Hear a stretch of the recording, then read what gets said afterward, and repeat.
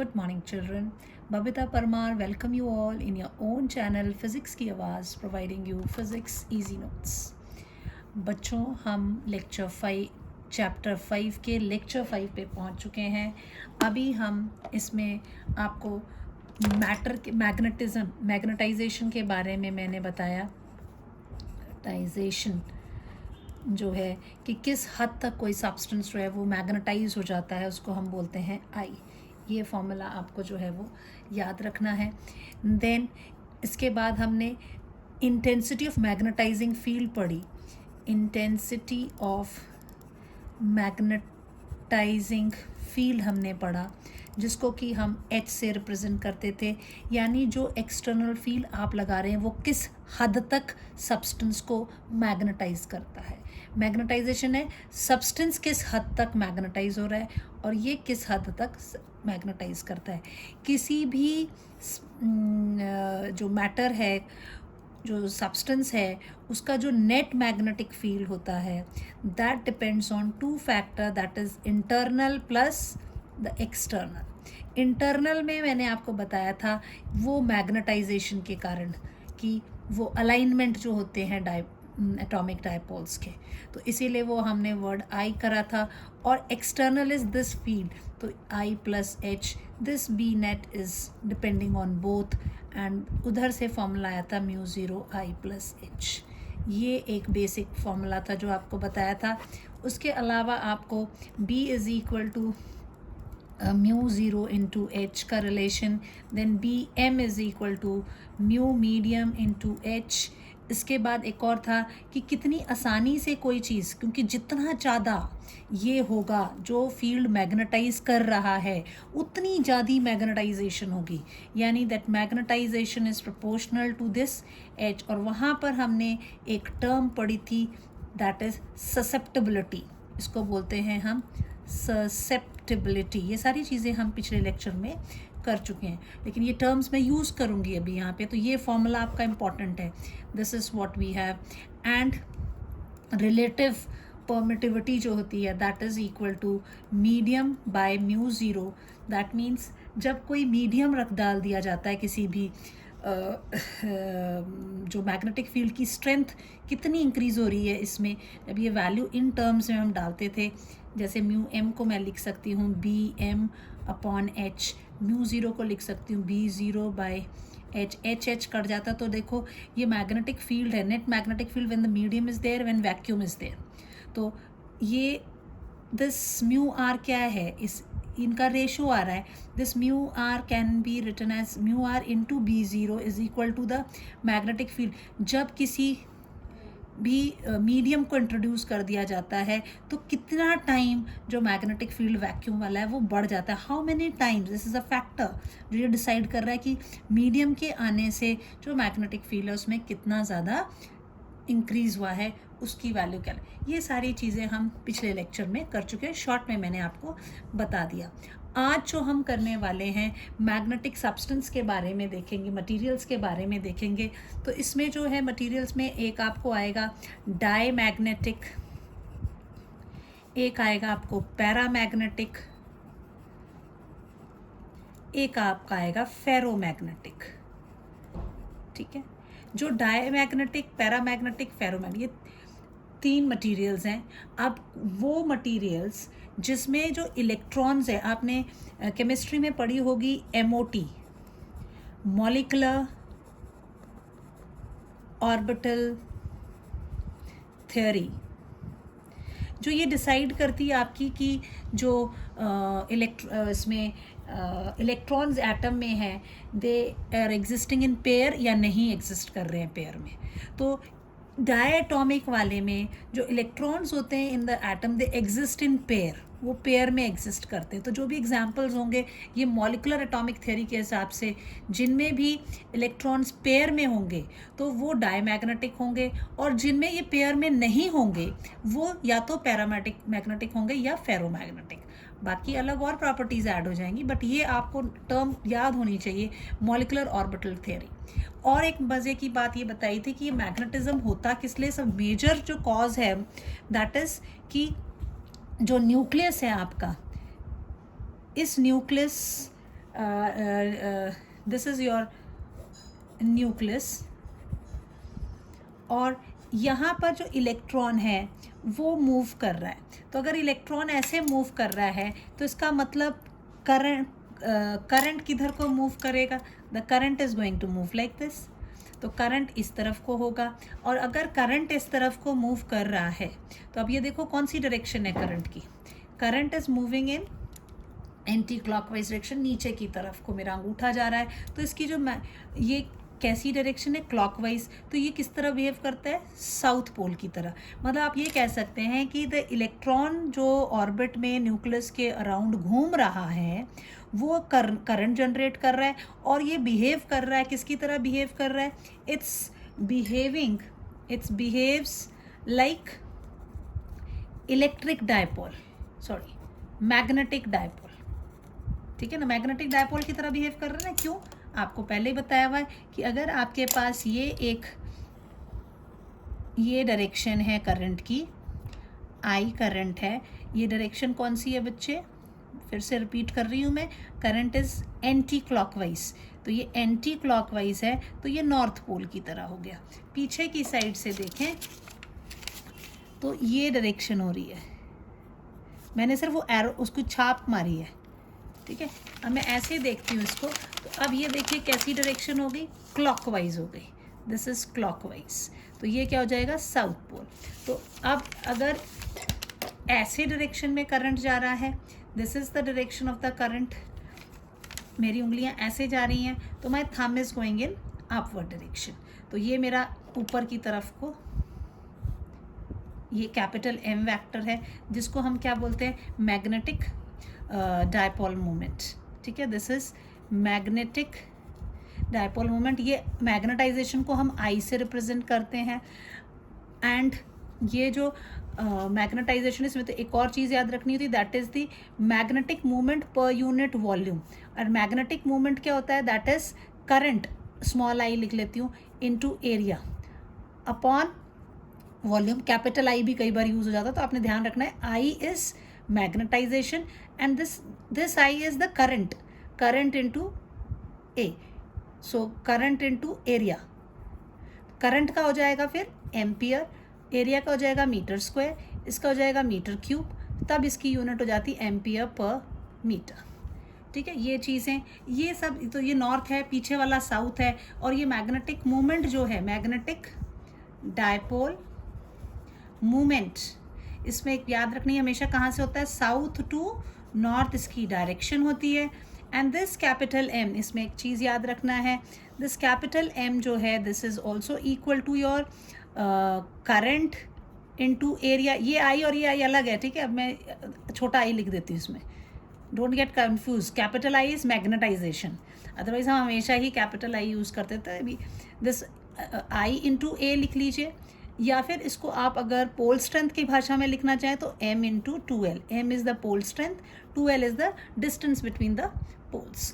क्योंकि bar magnet ले लो, इसका ये साउथ पोल, ये नॉर्थ पोल, इसका a क्रॉस सेक्शनल एरिया है, 2l इसकी लंबाई है, तो और m इनकी क्या है? पोल स्ट्रेंथ है। तो ये भी एक क्या है? मैग्नेटिक डायपोल है। कॉइल भी क्या है? मैग्नेटिक डायपोल है। ये लोग रिस्पॉन्सिबल होते हैं इस मैग्नेटाइजेशन के लिए। अब हम देखते हैं मेटल्स की। तो सबसे पहले हम पढ़ेंगे डायमैग्नेटिक। आपको क्वेश्चन दिया हुआ है कि what are diamagnetic material, explain its electron theory. अब मैं इसमें पहले तो डायमैग्नेटिक की डेफिनेशन, उसकी प्रॉपर्टीज़ करूँगी, प्रॉपर्टीज़ भी मैं उसके बाद में आई विल सी द उनकी जो थ्योरी है वो क्या है, इलेक्ट्रॉन थ्योरी क्या है। क्योंकि एग्ज़ाम में कई बार सिर्फ डेफिनेशन और इलेक्ट्रॉन थ्योरी आती है, या फिर कई बार डिफरेंस दे देते हैं कि तीनों मटेरियल के बीच में डिफरेंस निकालो। तो जो मैं प्रॉपर्टी वाला पार्ट करूँगी उसमें सारी जो आप एक अलग से एक बना सकते हैं डिफरेंस वाला क्वेश्चन, और अलग अलग से तीनों को कंपेयर कर सकते हैं। ठीक है, तो the material which are weakly magnetised in a direction opposite to the direction of applied magnetic field are called diamagnetic. वो सभी मटेरियल जो वीकली मैग्नेटाइज होते हैं in the direction of opposite to the direction of applied magnetic field, उनको हम diamagnetic कहते हैं। इनके कुछ एग्जांपल्स आप याद रखोगे, helium, hydrogen, nitrogen, NaCl, sodium chloride, gold, silver etcetera. ये जो हैं, जो भी एग्जाम्पल्स लिए हैं, ये वो एलिमेंट्स हैं जो कि MOT के हिसाब से, मॉलिकुलर ऑर्बिटल थ्योरी के हिसाब से, इनमें जो है इलेक्ट्रॉन इन एटम्स जो हैं वो एग्जिस्ट इन पेयर, तो वो कैंसल आउट कर देते हैं एक दूसरे से अपना मैग्नेटिक मोमेंट। तो यहाँ पर कोई भी एटॉमिक डायपोल एग्जिस्ट ही नहीं करता है। होता है जो जब आप एक्सटर्नल फील्ड लगाएंगे तो हल्का सा इंड्यूस्ड डायपोल, जो मैग्नेटिक डायपोल प्रोड्यूस होता है, पर उसका इफेक्ट उतना ज़्यादा नहीं होता है। तो अब देखते हैं कि जो भी जितना होगा वो उसकी डायरेक्शंस क्या है, उस हिसाब से हम ये डिसाइड करते हैं। तो पहले तो simple definition, the material which are weakly magnetised in a direction opposite to the direction of applied magnetic field are called diamagnetic material। इसकी प्रॉपर्टीज देख लेते हैं क्या है, फिर इसकी थियरी पे जाएंगे। ठीक है बच्चे, ये बड़ा थियोरेटिकल सा चैप्टर है, कहानियाँ ही कहानियाँ गाता है, लेकिन बात एक ही जगह पे चली हुई है कि हमने देखना है इसमें काय कितना है, ससेप्टिबिलिटी कितनी है, रिलेटिव परमिटिविटी कितनी है, परमिएबिलिटी कितनी है। So these are the factors which we will be discussing here। So permeability जो है, एक permeability देखना होता है हमने, एक हमने susceptibility देखना होता है। ठीक है, याद है आपको, इसमें हमने permeability पढ़ा था, और जब हम शुरू में इलेक्ट्रिक फील्ड पढ़ रहे थे, कूलम्स लॉ पढ़ा था, तो permittivity पढ़ रहे थे। So here we will be taking permeability, ये ध्यान रखना है सिर्फ आप। तो सबसे पहली प्रॉपर्टी है कि दे डोंट हैव, या you can say they don't have atomic dipoles, atomic dipole, even though induced dipole are formed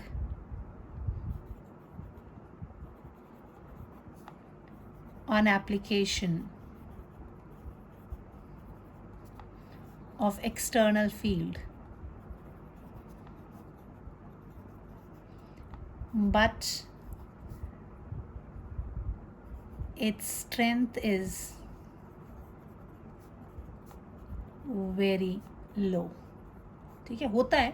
तो मेन तो दे डोंट हैव एटॉमिक डायपोल, तो इसमें है ही नहीं, क्योंकि वो पेयर्स में एग्जिस्ट करते हैं according to, they don't have atomic dipole, एक हो गई।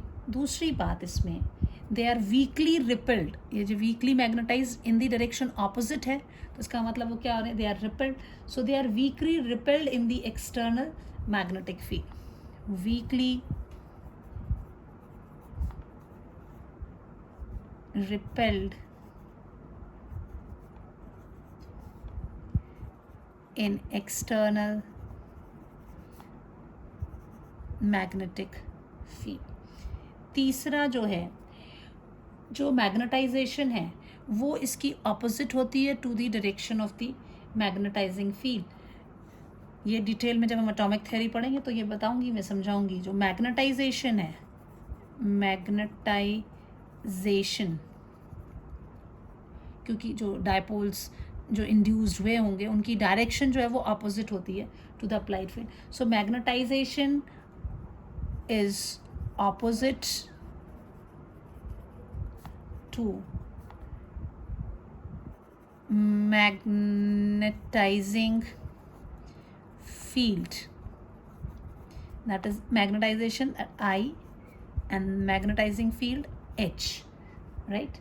So I and H are, that is I and H are opposite,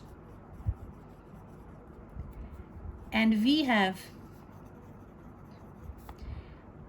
I is equal to, क्या पढ़ा था हमने, I is equal to chi H।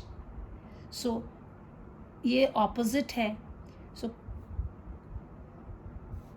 एक तो वीकली है, तो आई की वैल्यू कम होगी, जो भी एच लगाया है आई की वैल्यू कम होगी तो काई की वैल्यू क्या हो जाएगी, और कम हो जाएगी, ठीक है ना।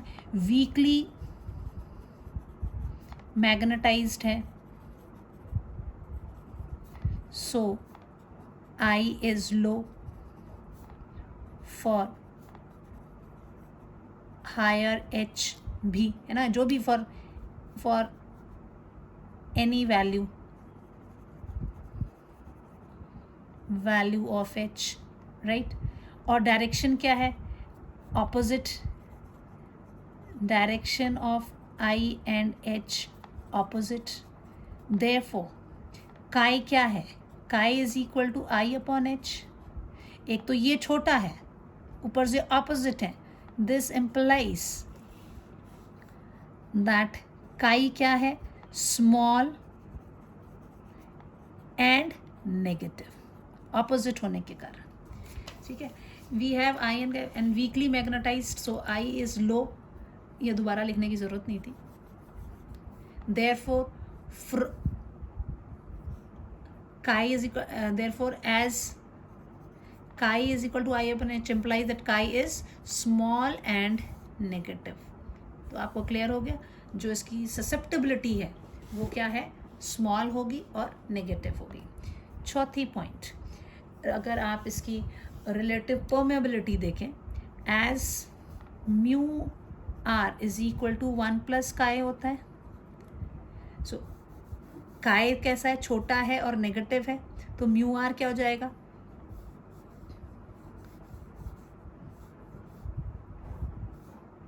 Mu R is equal to this implies that mu R is slightly, 1 में ऐड कर रहे हैं ना, स्लाइटली ये नेगेटिव है तो 1 से कोई चीज़ माइनस होगी, छोटी सी चीज़ माइनस होगी, so mu R is slightly less than 1। समझ में आया कि ये कैसे लिखा, this mu R is less than 1, वो भी कैसे, स्लाइटली, क्योंकि ये बहुत छोटा सा चीज़ उसमें से सब्ट्रैक्ट हो रही है, तो ये उससे स्लाइटली लेस देन 1 हो गया।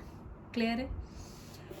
फिर ये एक और प्रॉपर्टी ये है कि ये जो डायमैग्नेटिक मटेरियल्स होते हैं, diamagnetic materials, they in non-uniform magnetic field, they move from stronger to weaker area, they move from stronger to weaker field. जैसे मान लीजिए आपके पास ये मैग्नेट है, बार मैग्नेट है, ठीक है, और ये पोल्स हैं इसके ऊपर एक ऐसे एक ग्लास प्लेट सी रखी हुई है, इसमें पाउडर्ड वो है, तो अब जो फील्ड होगा वो स्ट्रॉन्ग कहाँ होगा, the field is strong here, है ना, और बीच में कैसा है, थोड़ा वीक हो जाएगा, पोल स्ट्रेंथ तो यहाँ ज़्यादा है, तो ये यहाँ पे थोड़ा सा वीक सा हो जाता है। तो जब यहाँ वीक एरिया, ये कहाँ से जाएगी, जो आपका पाउडर है ये वीक वाली जगह पे यहाँ से ये ऐसे दब जाता है और ये वीकर एरिया पे ऐसे इकट्ठा हो जाता है, इस तरह से इकट्ठा हो जाए, वीकर के पास ज़्यादा इकट्ठा हो जाता है, ठीक है। अब अगर मान लीजिए ये बिल्कुल पास होते आपके, मान लीजिए this is north, this is south, they are away, है ना, तो यहाँ वीक है। अगर ये बिल्कुल क्लोज होते, this is north, this is south,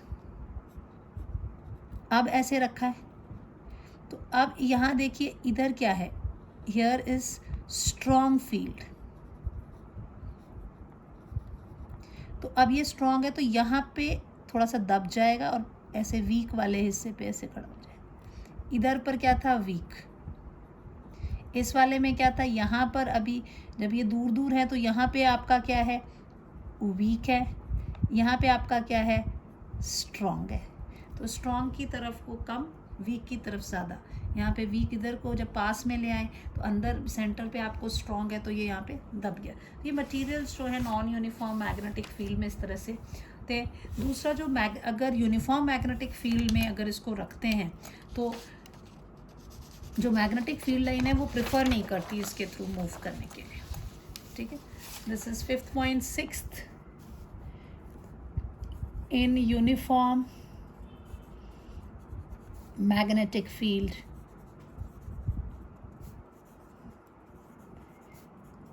the field lines do not prefer to pass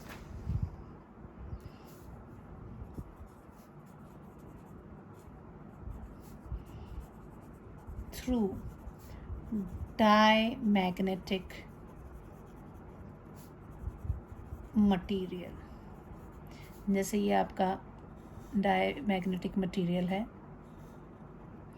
और आप इसको यहाँ पे मैग्नेटिक फील्ड में रखते हैं तो दिस इज से नॉर्थ पोल, ये आपका मान लीजिए साउथ पोल है, तो आप जो मैग्नेटिक फील्ड लाइंस जाएंगी वो ऐसे जाती हैं, like this the field lines goes, they don't prefer to go through them, और इनको मैग्नेटाइज करना बहुत मुश्किल होता है, they are not magnetized, very difficult to magnetize her। 7th point, very difficult to magnetize diamagnetic material, and their magnetic behavior जो है उनका that is not dependent on the change in temperature। जितना थोड़ा बहुत ये lightly opposite direction में हो जाता है, रिपल होता है, it's repelled in the external field means that weakly magnetized in a direction opposite to the field, opposite direction में magnetize होता है, तो वो behavior जो है does not depends on the change in temperature, so their behavior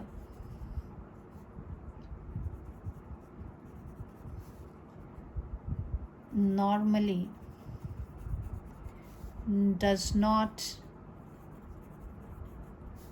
depend on change in temperature। ये जो इतना मैंने लिखा आपको बच्चे, ये सारे पॉइंट्स आपके डिफरेंस वाले क्वेश्चन में, अगर आपको क्वेश्चन आ जाता है ना डिफरेंस, तो ये सभी पॉइंट, इन्हीं पॉइंट्स को लेकर आपने डिफरेंस वाला क्वेश्चन बनाना है, ठीक है। अब आते हैं मेन, अगर एग्ज़ाम में प्रॉपर्टीज़ ना पूछ के सिर्फ आपसे पूछें कि वो क्या कहते हैं डायमैग्नेटिक मटेरियल क्या है और उनकी एटॉमिक थ्योरी, तो सिर्फ आपने ये लिखना है, ये एग्जांपल्स लिखने हैं, उसके लिए प्रॉपर्टीज़ लिखने की ज़रूरत नहीं है, ठीक है। आप सीधा इसके बाद कहाँ जंप मारेंगे, you will go to the electron theory of diamagnetic. This is very important. एक सीरीज़ 3 सीरीज़ क्वेश्चंस आते हैं, एक में ये डायमैग्नेटिक को दे देते हैं, एक में ये पैरा को दे देते हैं, फिर एक में ये फेरो को दे देते हैं, ठीक है। सो इलेक्ट्रॉन थ्योरी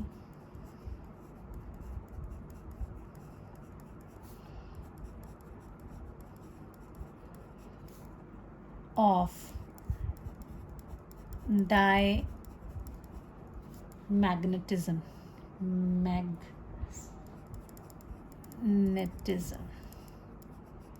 इनकी इलेक्ट्रॉन थ्योरी अब देखते हैं हम क्या करेंगे। हमें तो पता है इसका जो पहली बात, जो डायमैग्नेटिक मटेरियल मैंने क्या बताया, that according to molecular orbital theory, in magnetic material में जो इलेक्ट्रॉन्स हैं in an atoms exist in pair, ठीक है। So according, first point, according to molecular atomic theory, ये आपकी केमिस्ट्री की है ना, मोटी MOT, diamagnetic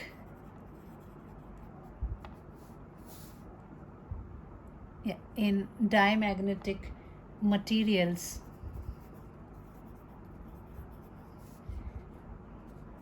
electron in an atom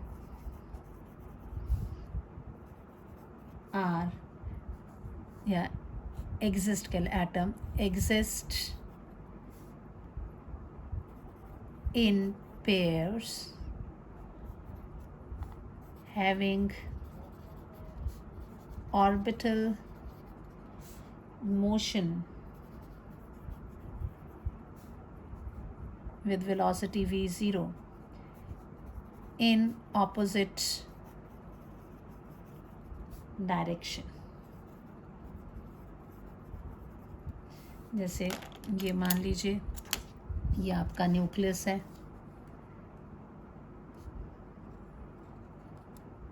ना, दिस इज अ न्यूक्लियस. इसका ये दूसरा एक और एटम एक और है. इधर एक इलेक्ट्रॉन इसका मान लीजिए ये इलेक्ट्रॉन इसमें मूव कर रहा है, ये पेयर्स में है ना. तो एक इलेक्ट्रॉन इसमें v0 वेलोसिटी से इधर को है, दिस इज़ द इलेक्ट्रॉन. इस वाले में जो इलेक्ट्रॉन है आपका वो ऑपोजिट डायरेक्शन में इस तरह से मूव कर रहा है. ठीक है, ऑपोजिट है. अब ये दोनों जो है मैग्नेटिक मूवमेंट इन दोनों का जो होगा, अब इसमें अगर ये इस डायरेक्शन में मूव कर रहा है, the electron is moving like this, ऐसे जा रहा है. अगर ये इधर को जा रहा है तो करंट कहाँ को जाएगा? करंट इसके ऑपोजिट हो जाएगा. This will be the direction of the current. ये इधर को जा रहा है, ब्लू से मैं इलेक्ट्रॉन की डायरेक्शन देती हूँ. ठीक है, अगर ये ऐसे जा रहा है तो करंट किधर को जाएगा? इसके ऑपोजिट. ऐसे जा रहा है ना, तो ये इसका करंट की डायरेक्शन होगी. अब अगर आप देखो यहाँ करंट ऐसे जा रहा है, red colour is showing like this. इस वाले में ऐसे जा रहा है तो इसका मैग्नेटिक मूवमेंट कहाँ जाएगा? करंट की डायरेक्शन में अगर मैं उंगलियों को मोड़ती हूँ तो मेरा अंगूठा कहाँ जा रहा है? ऊपर आ रहा है. So the magnetic movement here will be in upward direction. यहाँ पे मेरा मैग्नेटिक मूवमेंट होगा इसका. हम ऐसे ही निकालते हैं ना मैग्नेटिक मूवमेंट के. इस वाले में क्या हो गया? ऐसे जा रहा है, मेरी उंगली ऐसे मुड़ रही है करंट की तरफ को, तो इसमें मेरा अंगूठा कहाँ जा रहा है? पेपर के अंदर. यानी यहाँ जो मैग्नेटिक मूवमेंट है that is in downward direction. ठीक है, दोनों सेम वेलोसिटी से मूव कर रहे हैं, पेयर में एग्जिस्ट कर रहे हैं, दोनों की डायरेक्शन अलग है, तो इनके मैग्नेटिक मूवमेंट क्या है? इक्वल एंड ऑपोजिट है. So the net magnetic movement will be 0 and so no atomic dipole is present here. Now this is in opposite direction. Here magnetic moment, first second point आ जाएगा, है ना. पहला point clear हो गया. here magnetic, वो लिखने की ज़रूरत नहीं है, राइट हैंड यहाँ सीधा direction of m by a right hand thumb rule.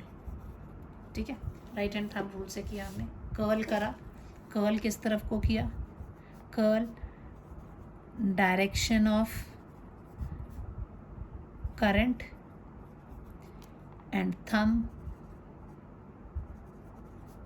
Direction of magnetic movement. Clear होगा? तो अब यहाँ पर क्या है? Here magnetic movement of both electron is equal and opposite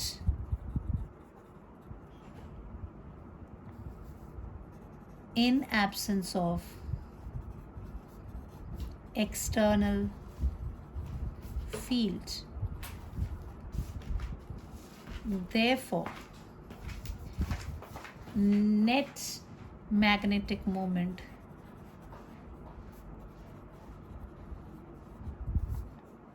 of each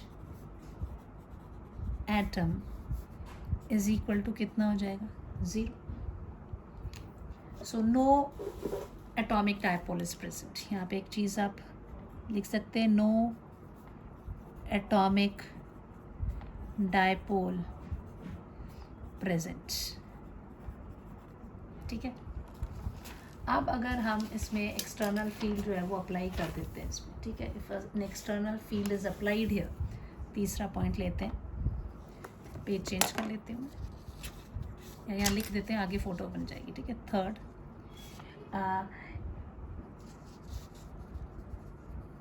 if या when uniform magnetic field B vector is applied perpendicular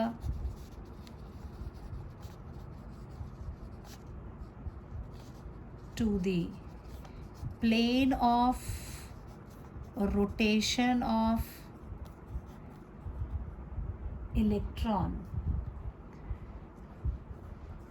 in downward direction ले लेते हैं। ठीक है, डाउनवर्ड डायरेक्शन, तो क्या होगा देखते हैं। अब इसमें वही है, आपके दोनों इलेक्ट्रॉन्स मूव कर रहे हैं, आपने वहाँ पर क्या कर दिया, एक फील्ड। ये आपका दोनों का दिस इज़ द न्यूक्लियस, इसके बाहर जो है ये, इसमें आपका इलेक्ट्रॉन मूव कर रहा है, तो इधर एक दूसरा वाला है। ठीक है, एक इधर को मूव कर रहा है, एक इधर को मूव कर रहा है। इसका ये न्यूक्लियस इसके अंदर है, ये इलेक्ट्रॉन जो है वो मूव कर रहा है। The electron is here, this electron is here. और जब ये मूव कर रहा है तो सेंट्रीपिटल फोर्स तो इसका क्या हो रहा है, टूवर्ड्स द सेंटर है सेंट्रीपिटल फोर्स। इसमें भी ये मूव कर रहा है तो सेंट्रीपिटल फोर्स इज हियर। अब यहाँ पर एडिशनल चीज़ बच्चे क्या कर दी हमने, यहाँ हमने मैग्नेटिक फील्ड लगा दिया। ये इस पेपर पे, मान लो ये गोला जो बना है पेपर पे है, और मैग्नेटिक फील्ड मैंने इसके क्या कर दिया, perpendicular going into the plane. आपको याद है coming out of the plane करते तो डॉट से बनाते थे, जब into the plane of paper है तो ये मैंने क्रॉस से बना दिया। ये क्या हो गया आपका, इसके मैग्नेटिक फील्ड अप्लाई कर दिया परपेंडिकुलर डायरेक्शन में। ठीक है, जब आपने ये मैग्नेटिक फील्ड यहाँ पर अप्लाई कर दिया तो डेफिनेटली इसके ऊपर फोर्स एग्जिस्ट करेगा, है ना। ऑन एप्लीकेशन ऑफ दिस अगर, तो डेफिनेटली इसके कारण जो फोर्स लगेगा तो इनकी वेलोसिटीज़ में भी चेंज आना है। अगर आप ये देखो, ये इलेक्ट्रॉन इधर को मूव कर रहा है। ठीक है, राइट हैंड पाम रूल के हिसाब से मेरा हाथ फील्ड के अंदर चला गया। ठीक है, मैं थोड़ा सा इसको नीचे खींचूंगी अभी, ये देखिए मेरा हाथ अंदर गया, पेपर के अंदर चला गया। अब मेरा अंगूठा जो है, इलेक्ट्रॉन इधर को मूव कर रहा है तो करंट मेरे इस अंगूठे की तरफ जाएगा, तो फोर्स कहाँ लगेगा। राइट हैंड पाम रूल क्या कहता है, ये जो है इस उंगलियों को फील्ड की डायरेक्शन में डालिए, उंगलियों को फील्ड की डायरेक्शन में डालिए। अंगूठा कहाँ करना है, डायरेक्शन ऑफ करंट, या कहते थे पॉजिटिव चार्ज। तो यहाँ इलेक्ट्रॉन इधर जा रहा है तो करंट उल्टी तरफ को, तो जो पाम है वो किसकी तरफ होगा, the force experienced by the charge. मेरा ऊपर को गया, इस वाले को देखो यहाँ पे भी मैंने डाला, लेकिन यहाँ तो इलेक्ट्रॉन इधर को जा रहा है, इलेक्ट्रॉन इधर को जा रहा है, तो मेरा अंगूठा कहाँ है, ऐसे इस तरह से, तो मेरा पाम कहाँ आया, पाम इज दिस साइड। तो इस वाले में मैंने इधर पर जो फोर्स इसके ऊपर एक्ट करेगा, वो फोर्स कहाँ एक्ट करेगा, this force will act this way. मेरा पाम इधर जा रहा था, दिस इज द जो फोर्स ये एक्सपीरियंस करता है, द मैग्नेटिक फोर्स इसने एक्सपीरियंस किया है, एडिशनल मैग्नेटिक फोर्स इस पे एक्ट करेगा, वो ऊपर की तरफ को होगा। और इसका जो मैग्नेटिक फोर्स होगा वो इधर को एक्ट करेगा। ठीक है, सेंट्रीपिटल फोर्स के अलावा due to the magnetic field, अब इसको कैसे लिखेंगे, तीसरा पॉइंट था, इतनी तो इसी को करते हैं। वेयर इज ब्लू पेन, चलो जी, due to magnetic field in addition to centripetal force, क्योंकि इलेक्ट्रॉन तो अपने आप मूव कर रहा था, centripetal force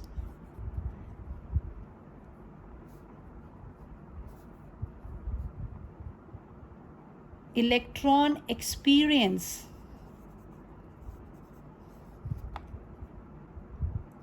a magnetic force.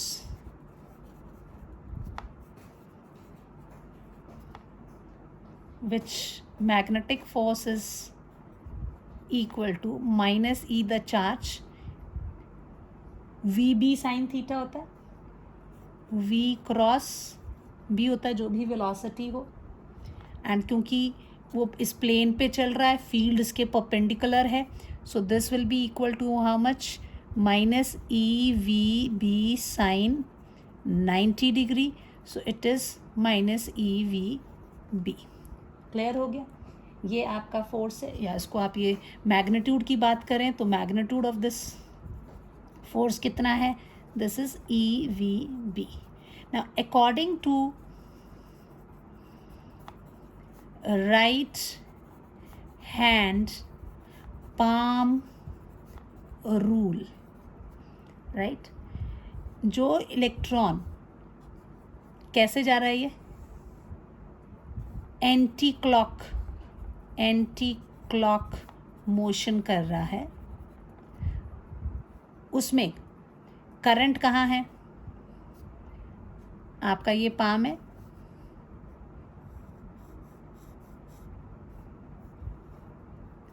Palm किसकी तरफ, फील्ड की तरफ, ये किसकी तरफ, करंट की तरफ। तो ये जो पाम है ये बताता है फोर्स की direction, right. So according to right hand palm rule, for electron in anti clockwise, FM is equal to EVB is directed opposite to centripetal force. Clear? वो ऊपर की तरफ चला जाएगा। Therefore, velocity of electron V1 decreases from V0। पहले V0 थी दोनों की, अब क्या ये V1 है। So V1 is equal to how much, V0 minus delta V। ठीक है। सिमिलरली फॉर इलेक्ट्रॉन क्लॉकवाइज, ये क्लॉकवाइज जा रहा है तो करंट तो उल्टा जाएगा। अगर ये खुद इधर जा रहा है तो current is in this direction. अब मेरे हाथ चले गए फील्ड के अंदर, उसकी डायरेक्शन, करंट की डायरेक्शन ऑपोजिट होगी, तो मेरा पाम किस तरफ को है, मेरी हथेली सेंटर ऑफ द सर्कल की तरफ को है। सो हियर क्लॉकवाइज में V2 जो है, this velocity V2 increases, and V2 is equal to, जो पहले V0 थी उसमें थोड़ी सी वेलोसिटी बढ़ा दी, तो जिसकी वेलोसिटी ज़्यादा, V1 जो है, V1 is greater than V2, therefore current I1 will be greater than I2, which implies that magnetic moment of first is greater than the magnetic moment of second। आपका जो magnetic velocity किसकी ज़्यादा है आपकी, sorry मैंने सारा उल्टा कर दिया ना, इधर 2 कर देते, V2 is greater than V1, ये ज़्यादा है ना, दिस इज़ ग्रेटर, तो this I2 will be greater than I1, so M2 will be greater than M1।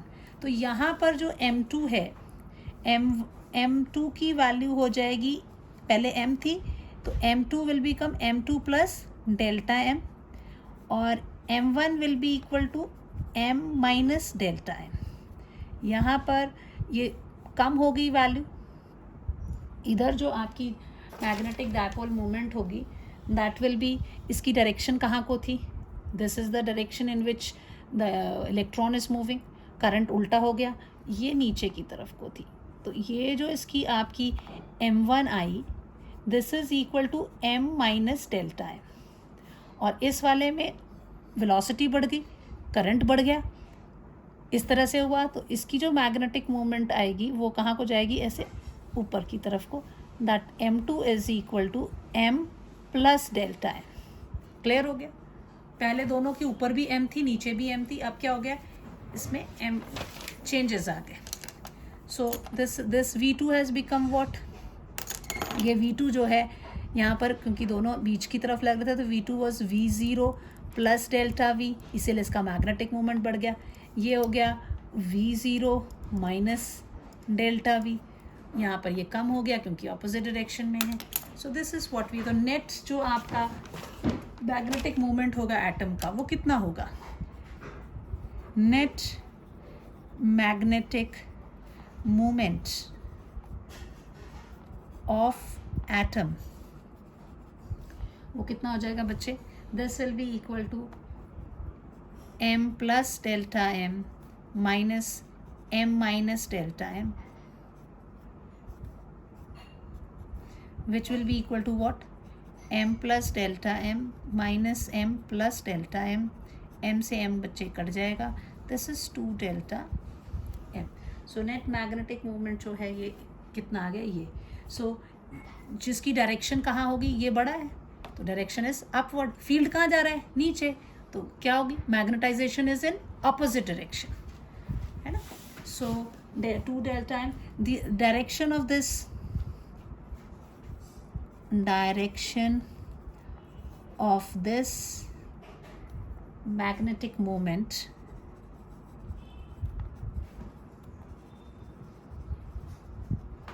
जिसको कि हम क्या बोलेंगे, called induced, क्योंकि हमने ये पैदा की है ना, induced magnetic moment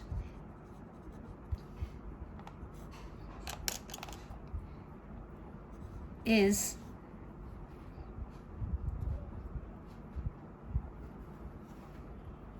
perpendicular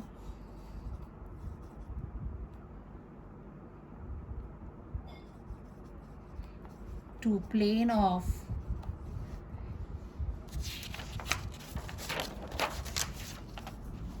paper in upward direction। ठीक है बच्चे, that is opposite to external field, opposite हो गया डायरेक्शन ऑफ एयर। यही कारण है कि मैग्नेटिक मोमेंट, ये जो है डायमैग्नेटिक में जो है opposite direction of magnetic field में वो अलाइन करते हैं अपने आप को, ठीक है। The induced magnetic moment of all the atom get added in the diamagnetic substance. So this is the reason, ये तो एक एटम की बात हो रही थी, तो सभी एटम के एड अप कर दोगे तो वो होगा, तो नेट जो होगा आपका ऑपोजिट होगा मैग्नेट, तो मैग्नेटिक सब्सटेंस है, that's why diamagnetic substance gets weakly magnetized in the direction, weekly इसलिए बोला है क्योंकि वो इंड्यूस्ड हैं, वो बहुत थोड़े से होते हैं, magnetised in the direction of direction, weekly magnetised opposite होना ना, weakly magnetised opposite to the direction of field, या in the direction opposite to that of field। Clear हो गया बच्चे?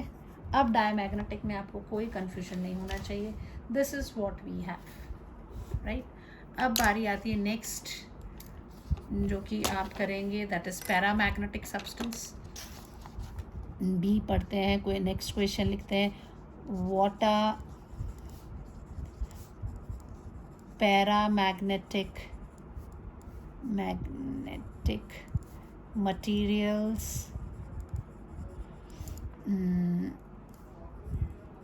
give their properties.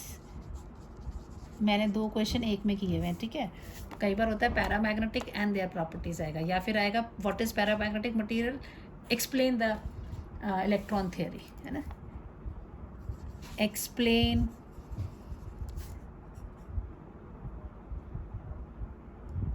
Electron theory of paramagnetic.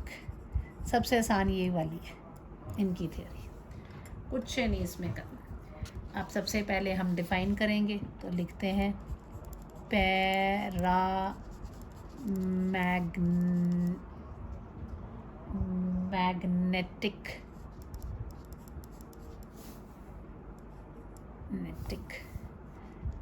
Paramagnetic materials।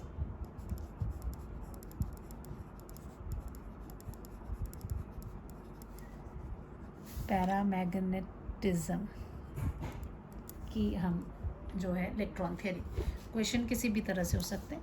पहले तो आपको ये डिफाइन आउट करना है। तो वो सभी मटेरियल जो वीकली मैग्नेटाइज हो जाते हैं in the direction of magnetic field, उनको हम बोलते हैं पैरामैग्नेटिक मटेरियल्स, ठीक है। सो द materials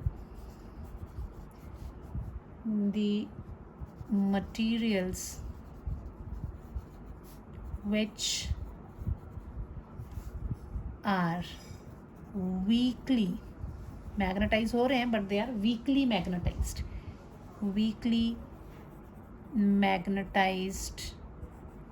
वो ऑपोजिटली हो रहा था ना, इन ऑपोजिट डायरेक्शन। ये weekly magnetised in the direction, वहाँ आई और एच क्या थे, ऑपोजिट डायरेक्शन में हो रहे थे। यहाँ ये वीकली मैग्नेटाइज हो रहा है, लेकिन इन the direction of applied magnetic field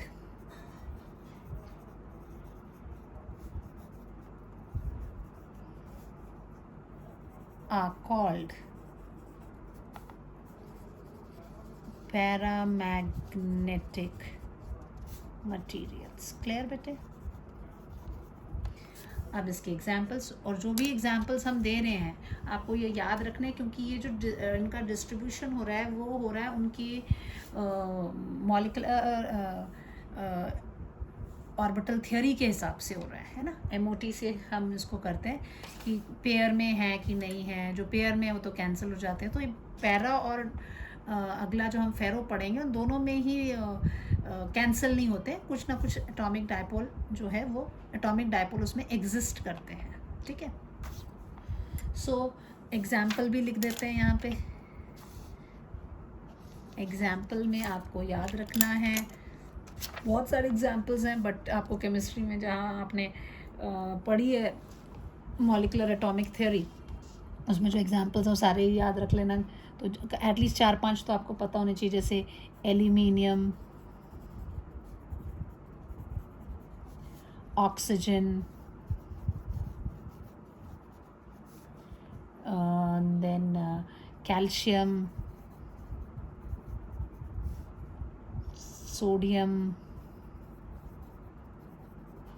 lithium etcetera. ये सारे जो हैं इसमें पेयर्स में नहीं होते, you have some atomic dipoles are existing, ठीक है। अब इसकी प्रॉपर्टीज़ पे आ जाते हैं थोड़ा।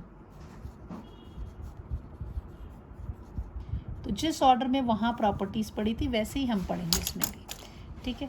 तो पहली बात तो ये है कि ये वीकली अट्रैक्ट होते हैं, है ना। सो वीकली अट्रैक्टेड, वो रिपेल हो रहे थे। देन एक और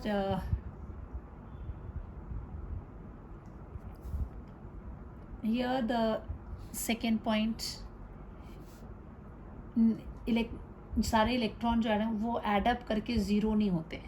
सो पैरामैग्नेटिक में the net magnetic dipole moment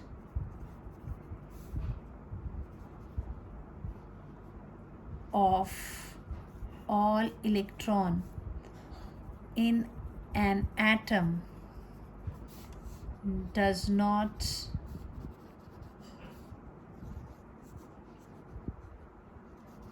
add up to 0. Therefore, atomic dipole exist. इसमें atomic dipole जो है वो exist करेगा. ठीक है.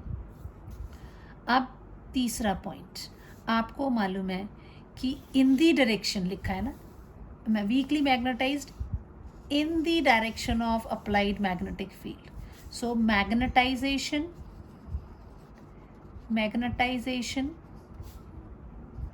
in the direction of field, that is I and H, same direction. Weakly magnetized, therefore I is small, right? And chi is equal to I upon H, therefore chi की value कैसी हो जाएगी, एक तो छोटी होगी लेकिन सेम डायरेक्शन है तो पॉजिटिव होगी. सो I और H की सेम डायरेक्शन है, ऑपोजिट नहीं है. सो chi विल बी, ये दो पॉइंट्स के, ये पॉइंट और इस पॉइंट के हिसाब से chi will be small and positive. उसमें क्या था डायमैग्नेटिक में, chi was small but negative, क्योंकि वो ऑपोजिट डायरेक्शन में होता था, ये सेम डायरेक्शन में. वीकली है इसलिए स्मॉल है. This is what we have. चौथा, अब mu r relative permeability, relative permeability is given as mu r is equal to 1 plus chi. Therefore mu r में छोटी सी चीज़ क्या हो रही है, ऐड हो रही है. mu r is slightly greater than 1. वो क्या थी, स्लाइटली लेस देन 1, क्योंकि नेगेटिव थी और माइनस हो जा रही थी, इसलिए यहाँ ये प्लस हो रही, तो स्लाइटली ग्रेटर देन 1. ये प्रॉपर्टीज़ क्या है, देखो जब डिफरेंस वाले क्वेश्चंस होंगे तो आप यही पॉइंट्स को लिखोगे. ठीक है. Then this is what we have here. आप जो इलेक्ट्रॉन्स है इसमें पैरामैग्नेटिक की बात हम कर रहे हैं. सो पैरामैग्नेटिक मटेरियल के लिए जितने भी ये इलेक्ट्रॉन्स हम कंसिडर कर रहे हैं, ऑर्बिटल मोशन हो रहा है इसका, जो रिस्पॉन्सिबल है इसके मैग्नेटाइजेशन में. नाउ आप ये जब इसको एटॉमिक थ्योरी, चलो ये तो चलो पहले बात प्रॉपर्टी कर लेते हैं. आप चौथी बात हो गई. और क्या पॉइंट हमने लिखा था, बिल्कुल उसी के पैरेलल में चलेंगे जो हमने सारे प्रॉपर्टीज़ किसकी लिखी, डायमैग्नेटिक की. So this is what we were writing. ये चौथा हो गया. पांचवा वाला बात आई कि ये नॉन यूनिफॉर्म मैग्नेटिक मूव करता है स्ट्रॉन्गर टू वीकर फील्ड. ये जो है इन नॉन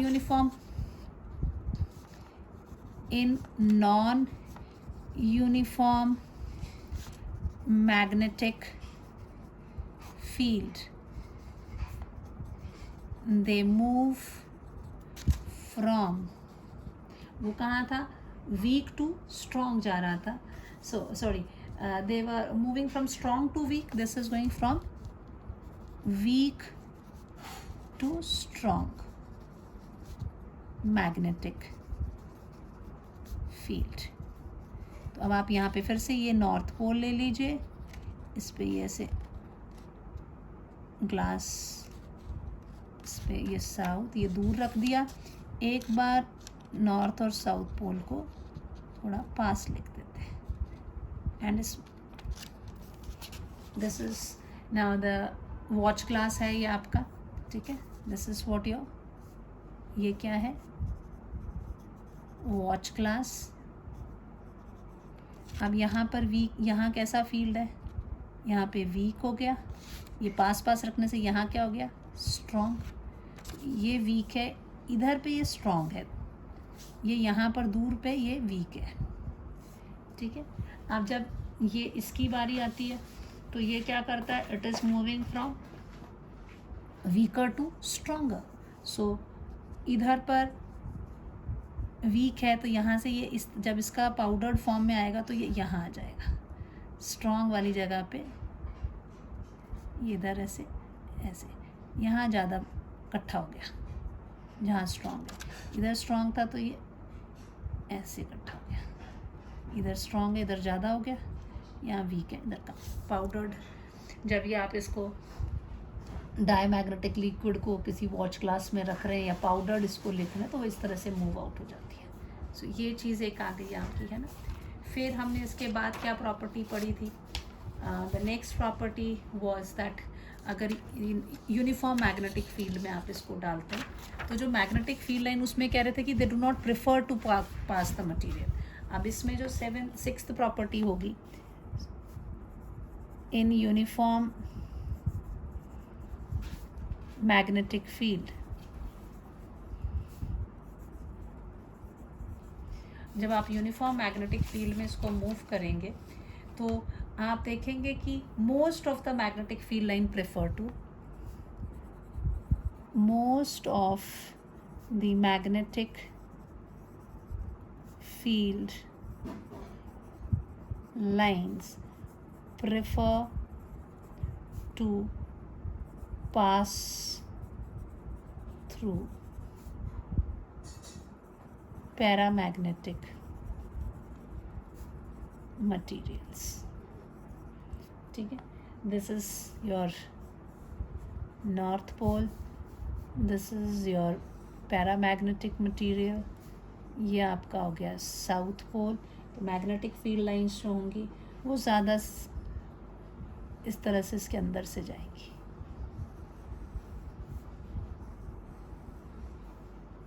इधर तो ये देखो बाहर ये दूर दूर है, अंदर वो बिल्कुल डेंस सी हो जाती है, तो कुछ तो बाहर से भी जाएंगी बट अंदर इनकी ये बिल्कुल पास पास आ जाती है, ठीक। तो इस तरह से ये आप इधर डायरेक्शंस भी दे दीजिए, नॉर्थ से ये निकल रही हैं, साउथ पे ये सब टर्मिनेट हो गई। This is what we have now. Then it was ये द प्रॉपर्टी वाज दैट इनके बिहेवियर पे द टेम्परेचर का इफ़ेक्ट इसमें ज़रूर आएगा कि एटॉमिक डायपोल, अच्छा ये लिख दिया था यहाँ, दे वीकली अट्रैक्टेड है, the net magnetic dipole is zero, atomic dipole exist.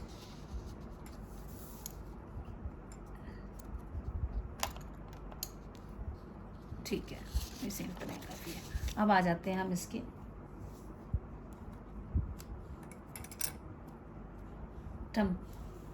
Electron theory के ऊपर, ठीक है।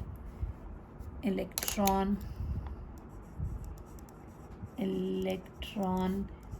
Theory of paramagnetic material.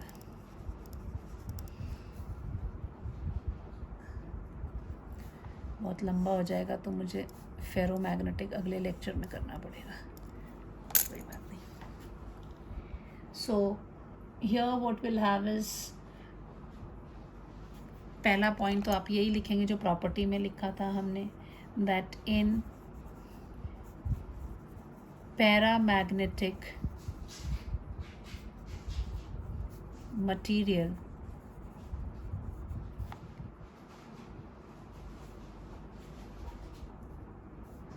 the net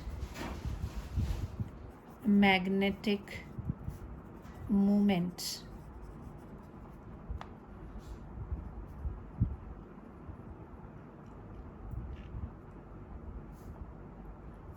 of all electron in atom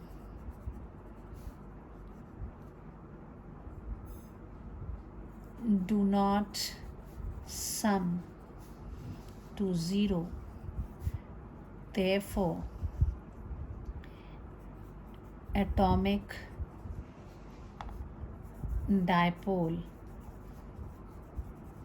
exists, but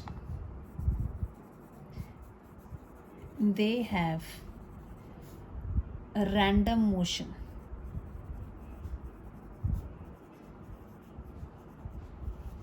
such that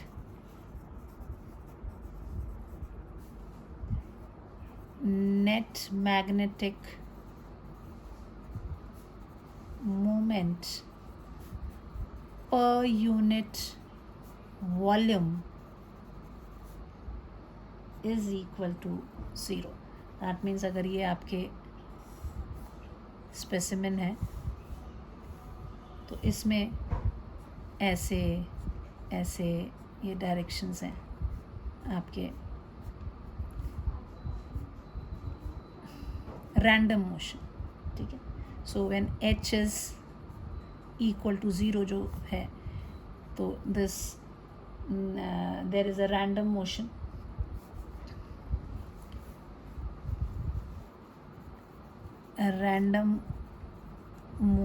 of atomic dipole.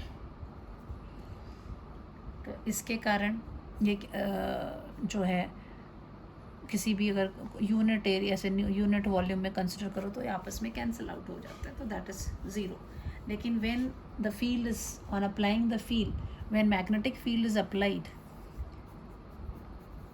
When magnetic field is applied, तो क्या होगा? The atomic dipole experience torque and nearly all atomic, ये word है nearly, सारे के सारे नहीं, nearly all atomic dipole align in the direction of field such that net magnetic moment per unit volume is not equal to 0. ये जो है 0 नहीं रह जाता, यानी आप जो है सारे के सारे नहीं होंगे, कुछ ऐसे हो गए, बीच में कोई ऐसे भी है, बट ज़्यादातर दे अलाइन. सो इस तरह से ये अलाइन हो जाते हैं एटॉमिक डायपोल द फील्ड, है ना. लेकिन ये ऑर्डिनरी टेम्परेचर पे ऐसे हो जाता है ना, मैग्नेटाइज हो जाते हैं. लेकिन this alignment can be increase, इसमें जो आपका अलाइनमेंट है इसको आप इंक्रीज कर सकते हैं when H is applied external field, है ना. पहले तो हम भी एक्सटर्नल लिख देते थे, फील्ड अप्लाई किया, H स्पेसिफाई कर दिया, क्योंकि ये उसको मैग्नेटाइज कर रहा है. यहाँ पर जो H है that is equal to your 0. Now अगर आप यहाँ ये देखें कि आपने ये मैग्नेटाइज हो जाएगा बिकॉज इसमें मैग्नेटिक फील्ड आपने अप्लाई किया, सर्टन अलाइनमेंट हो जाती है. लेकिन ये alignment of atomic dipole magnetic field में डिस्टर्ब हो जाती है with the rise in temperature. इसका उसमें जो है there was no effect of temperature, normally does not depend on the temperature लिखा था ना हमने डायमैग्नेट. यहाँ पर जो है टेम्परेचर का इफेक्ट होता है, तो यहाँ पर एक 0.7 you can say here that paramagnetic material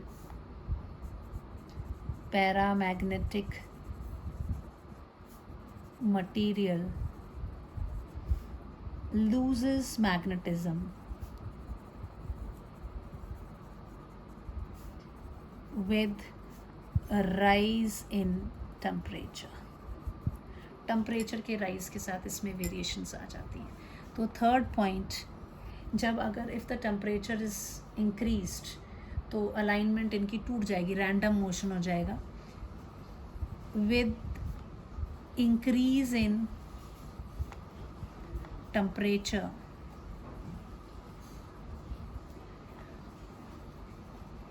alignment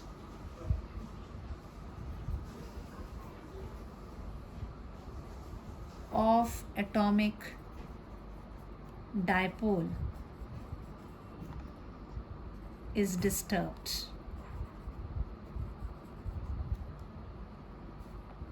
And paramagnetic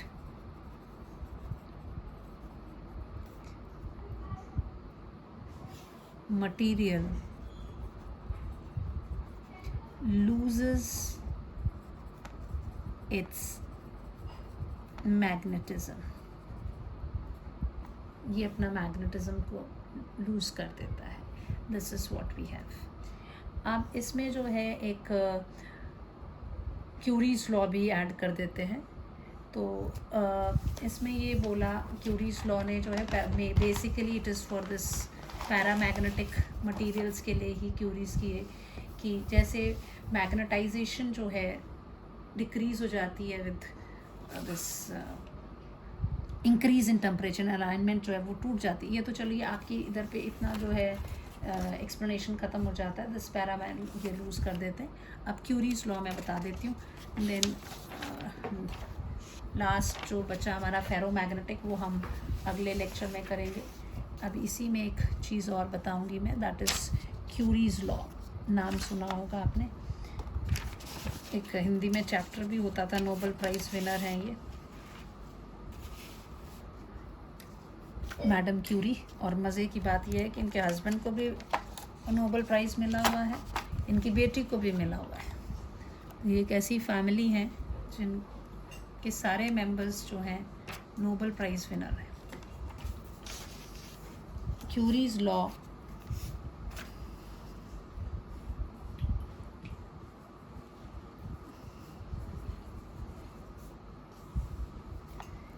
in paramagnetism, उसमें थोड़ा सा फॉर्म चेंज कर दिया ना. एक्सपेरिमेंटली जो है, experimentally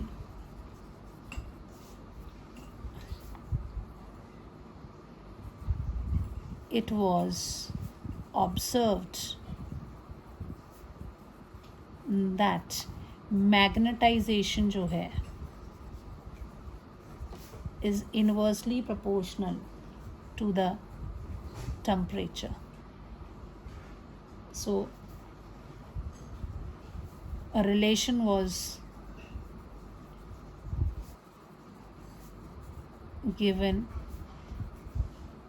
by Curie as I is equal to C d0 upon T. But chi is equal to what?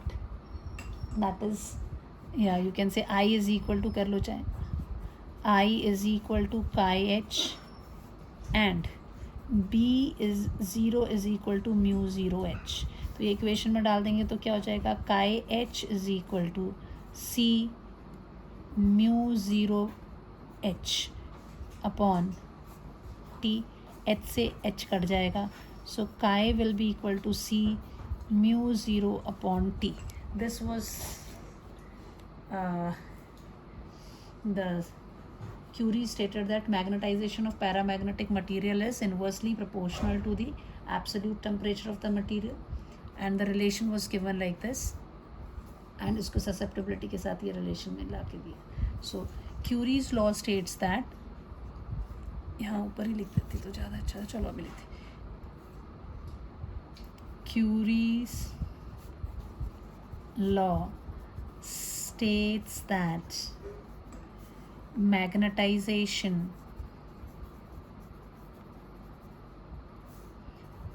of a paramagnetic material is inversely proportional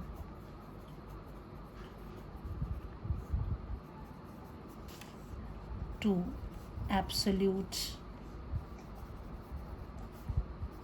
temperature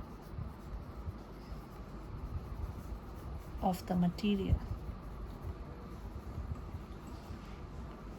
ठीक है, which this is magnetisation experimentally देखा गया, फिर वहाँ से ये relation आया and final दो चीज़ें कि ये है और finally this.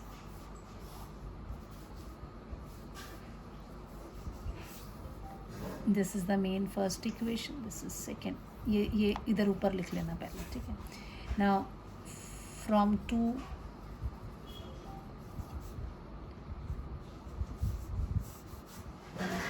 Curie's law can be stated as magnetic susceptibility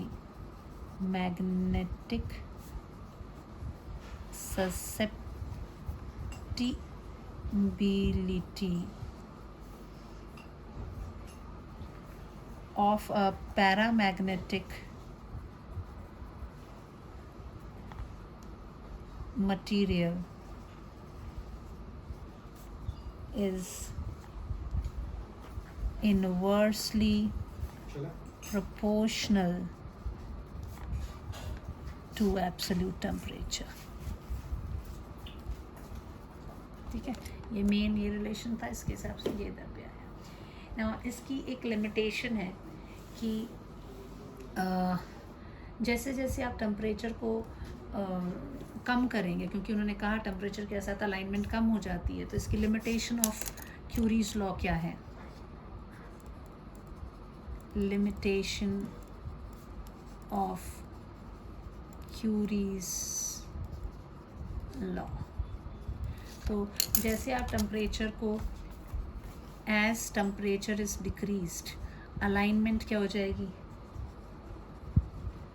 alignment increases. Please ऐसा एरो मारा तो डिक्रीज करना, ऊपर को मारूंगी तो increase. So this happens at particular temperature. 100% alignment occur.